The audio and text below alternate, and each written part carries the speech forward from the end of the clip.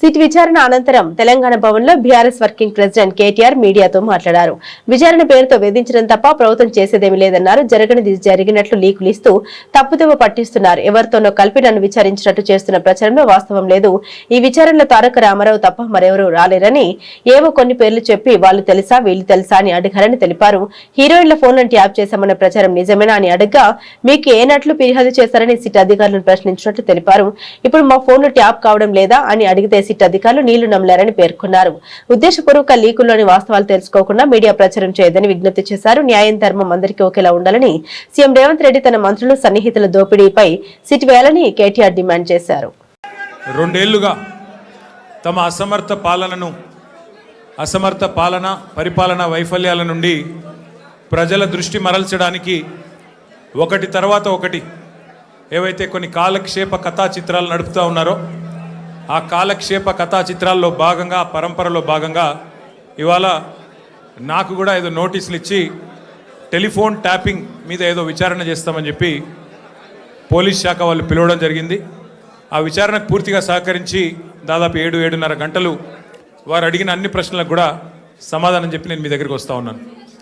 మొట్టమొదటి మాట ఏమంటే నేను వారిని సూటిగా అడిగాను. గత 2 సంవత్సరాలుగా మీరు ఈ విచారణ కొనసాగిస్తూ ఉన్నారు.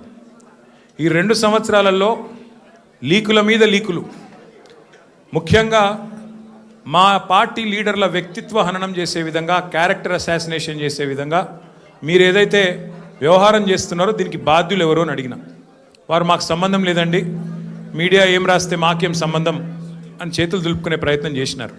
వారు నేను సూటిగా అడిగాను, మీరు గత 2 సంవత్సరాలుగా మీరు ప్రతిసారి విచారణ పేరిట లేకపోతే ఏదో ఒక లీక్ ఇవ్వడము, లేదా విచారణకు పిలవకపోయినా ఏదో జరిగింది అంటూ మీరు లీక్ ఇవ్వడం, తెల్లారి హెడ్లైన్ కావడం, దానివల్ల ప్రజలు మరి నిజం అనుకొని భ్రమించే కొన్ని పరిస్థితులు వచ్చినాయి. ఇది మంచిది కాదు అని చెప్పిన వారిని సూటిగా అడిగిన నేను.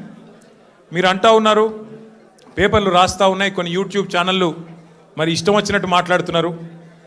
కొంతమంది చాలా నా మాట అనడానికి నాకే సిగ్గుంది. కొంతమంది హీరోయిన్లను వీళ్ళేదో ట్యాప్ చేసి బెదిరించి ఇష్టం వచ్చినట్టుగా వాళ్ళు ఏదైతే అడ్డగోలు వ్యాఖ్యానాలు రాసినారో ఇది వాస్తవం అయితే నా ముందు పెట్టండి, చెప్పండి ఎవరికి అట్లా జరిగింది దయచేసి చెప్పండి అని చెప్పాను. అనగానే అక్కడున్న అధికారి గారు లేదండి అది కరెక్ట్ కాదు, మేము ఆల్రెడీ మీడియాకి చెప్పాం కదా అన్నారు. నేను అన్నది ఏంటంటే అయ్యా మరి మీరు కరెక్ట్ కాదు అని మీరు చెప్పిందేమో ఎక్కడో ఇంతంత వస్తుంది, మరి ఇష్టం వచ్చినట్టు మీరు ఇన్ని రోజులు నడిపిన కథనాలకు ఎవరు బాధ్యులు? మా కుటుంబాలకు, మాకు కలిగిన క్షోభకు, మా వ్యక్తిత్వ హననానికి ఎవరు బాధ్యులు? ఈ లీకులు మీరు నిరోధించలేరా అని అడిగిన. ముందుగా మీడియాకు నేను ఒక అపీల్ చేస్తూ ఉన్నా, దయచేసి ఈ ప్రభుత్వం లీకు వీరుల ప్రభుత్వం, వీళ్ళు కేవలం లీకుల మీద ఆధారపడి నడిచే ప్రభుత్వం. ఈ ప్రభుత్వం ఇచ్చే అడ్డగోలు లీకులను దయచేసి మీడియా కూడా మీరు ఇష్టానుసారంగా ప్రచురించకండి. దానిలో వాస్తవం ఎంత అవాస్తవం ఎంత ఒకసారి దయచేసి చెక్ చేసుకోండి అని చెప్పి నా ప్రార్థన.